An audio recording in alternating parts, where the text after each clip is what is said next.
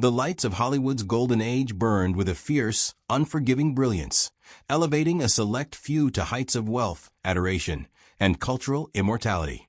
Yet when those lights shifted, the darkness that followed could swallow even the brightest stars whole. Behind the glittering premieres, the magazine covers, and the Walk of Fame ceremonies lies a disturbing pattern. Performers who once earned thousands per week, lived in mansions, and signed autographs for crowds of devoted fans reduced to sleeping on park benches, in derelict buildings, or dying alone in squalid rooms.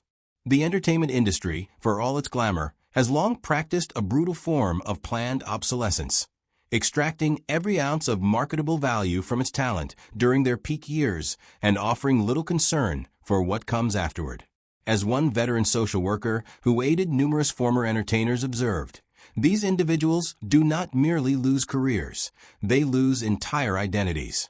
To be treated like royalty one moment and rendered invisible the next inflicts psychological wounds as deep as any financial ruin. What makes these stories especially haunting is the extreme contrast between professional triumph and personal nadir. Faces that once launched countless movie magazines walked unrecognized down the same boulevards where their names had been immortalized in concrete. Child stars proved particularly vulnerable, having amassed fortunes before they possessed the maturity to manage them, only to be discarded when they outgrew their marketable innocence. Even seasoned adult performers, celebrated for critical acclaim or box office success, discovered that Hollywood's loyalty is fleeting. The journey from million-dollar contracts to destitution could take mere years, sometimes less than a decade. There is something uniquely American about these tragedies, reflecting both the intoxicating promise of the American dream and its darkest underside, the possibility that anyone can rise to unimaginable heights, only to discover those heights are temporary and the fall potentially fatal. The 9 lives examined here span the silent era through the latter decades of the 20th century, yet they share common threads of abandonment, financial mismanagement, health crises, and an industry that rarely provides safety nets for those it no longer needs. Their stories serve not only as cautionary tales, but as indictments of a system that prizes youth, novelty, and profitability above human dignity. Bobby Driscoll stands as perhaps the most devastating example of Hollywood's capacity to elevate and then discard its youngest talents. Walt Disney's first contracted child actor, Driscoll became the wholesome embodiment of the studio's family-friendly image in the late 1940s and early 1950s. With his expressive eyes and natural charm, he starred in live-action classics such as Song of the South, So Dear to My Heart, and Treasure Island, while also serving as both voice and physical model for Peter Pan, the boy famously destined never to grow up. Ironically, growing up proved Driscoll's undoing. As adolescence altered his cherubic features, Disney terminated his contract with stunning abruptness. There was no transition plan, no guidance for continuing his career, no assistance in managing the money he had already earned. One day, he was the studio's golden boy. The next, merely another teenager scrambling for work. The psychological whiplash was profound. Accustomed to adoration, he faced bullying in regular high school and mounting rejection from an industry that had once revolved around him. Depression set in, followed by drug experimentation that escalated into heroin addiction. By his early 30s, Driscoll was unrecognizable, emaciated, destitute, and lost. In March 1968, children playing in an abandoned East Village tenement discovered his body. With no identification and his appearance ravaged by years of addiction, he was buried as a John Doe in a pauper's grave on Hart Island. It took over a year for fingerprint records to confirm his identity. The boy who gave eternal youth to Peter Pan died broke, alone, and forgotten at age 31.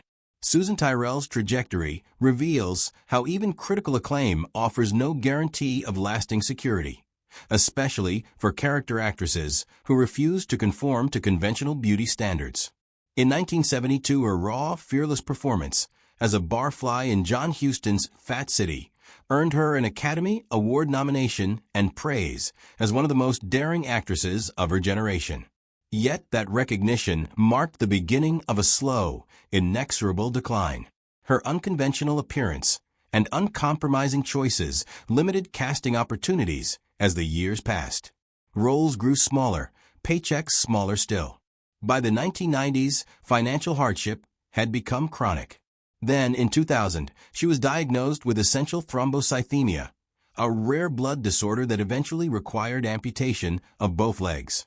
In her final years, Tyrell lived in a converted trailer in Venice, California, one cramped room, without reliable heating or air conditioning.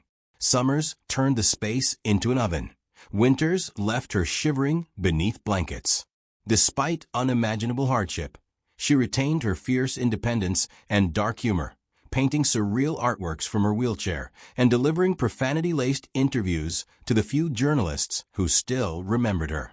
She died in 2012 at 67, largely ignored by the industry that had once nominated her for its highest honor. No tribute appeared at the following year's Oscars. Hollywood, it seemed, had moved on.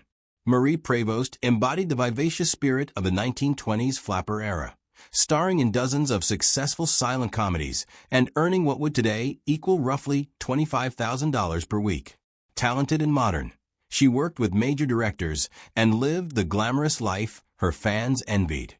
Her decline began with the transition to sound films, which proved difficult for many silent performers, and was accelerated by personal tragedies, including the death of her mother, that led to depression and heavy drinking. As roles disappeared, so did her savings. By the mid-1930s, she was living in a rundown apartment, desperately seeking even minor parts to cover rent. On January 21, 1937, neighbors complained of persistent barking. Authorities found Prevost, age 38, dead for several days from acute alcoholism and malnutrition. Her small dog, trapped and starving, had begun biting her remains in desperation. The tabloids seized on the gruesome detail, turning tragedy into lurid spectacle and overshadowing any discussion of how a major star could die so abandoned that no one noticed for days. Prevost's death helped spur creation of the Motion Picture and Television Fund, which continues to aid industry workers in need. Yet it remains a stark reminder of how completely Hollywood could erase its own. Turhan Bey, known during the 1940s as a Turkish delight for his exotic good looks and accented charm, filled a wartime niche playing mysterious princes and charming villains, while established leading men served in the military. When those stars returned and audience tastes shifted, Bey's opportunities evaporated. In 1953, he made the unusual choice to leave Hollywood voluntarily, returning to his native Vienna. The departure proved more final than he anticipated. For nearly 4 decades, he lived in near total obscurity, modest rented rooms, working as a photographer, always on the edge of genuine destitution. Many reference books erroneously listed him as dead.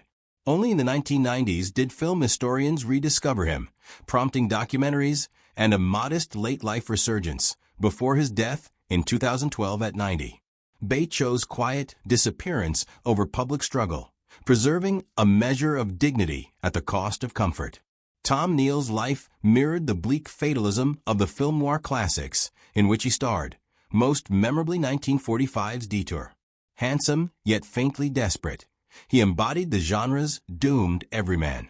His career ended not through shifting tastes, but through violence.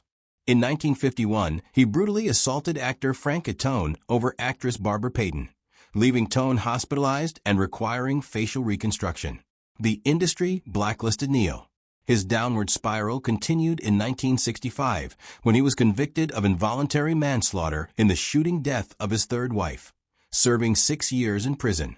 Released in his mid-50s with no remaining connections or resources, he worked menial jobs, gardener, hotel night clerk, living in sparse accommodations until heart failure claimed him in 1972 at age 58. Barbara Payton's fall remains one of Hollywood's most shockingly rapid. In the early 1950s, the voluptuous blonde seemed poised for major stardom, signed to Warner Brothers and appearing opposite James Cagney. Yet scandals surrounding the violent love triangle with Tone and Neal, combined with her own alcoholism and volatile behavior, destroyed her career almost overnight. By 1955, she was being arrested for prostitution. By the early 1960s, she was homeless, sleeping on bus benches within blocks of theaters that had once screened her films. Alcohol and street life aged her dramatically.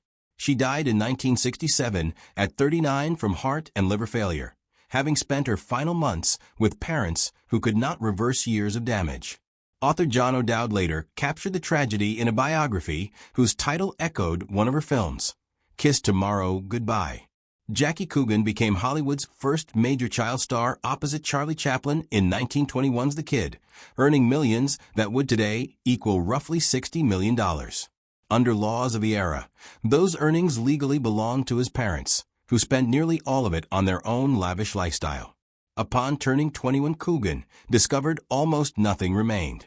The ensuing lawsuit became a public scandal and directly inspired the California Child Actors Bill, known as the Coogan Law, that now protects portions of young performers' earnings. Though Coogan later enjoyed success as Uncle Fester on The Addams Family, he spent years in financial insecurity and legal battles, never fully recovering from the theft of his childhood fortune. Norma Talmadge ruled the 1920s as both star and producer, earning $10,000 weekly and wielding rare creative control for a woman of her time. Difficulties with sound films prompted early retirement in 1930, believing her investments secure. The 1929 stock market crash obliterated much of her wealth. Though accounts vary, credible reports suggest her later years involved significantly reduced circumstances, cheap hotels, reliance on others for basic needs, until her death in 1957. Finally, character actor Henry Gibson, familiar to generations from Laugh-In, Nashville, and the Blues Brothers, experienced a late life descent driven by mental illness. Reduced work in the 1980s coincided with worsening psychological difficulties, leading to periods of transient living in motels and psychiatric facilities. He largely vanished from public view before a modest 2000s revival and death in 2009 at 73. These 9 lives, spanning child prodigies, silent queens, wartime idols, noir anti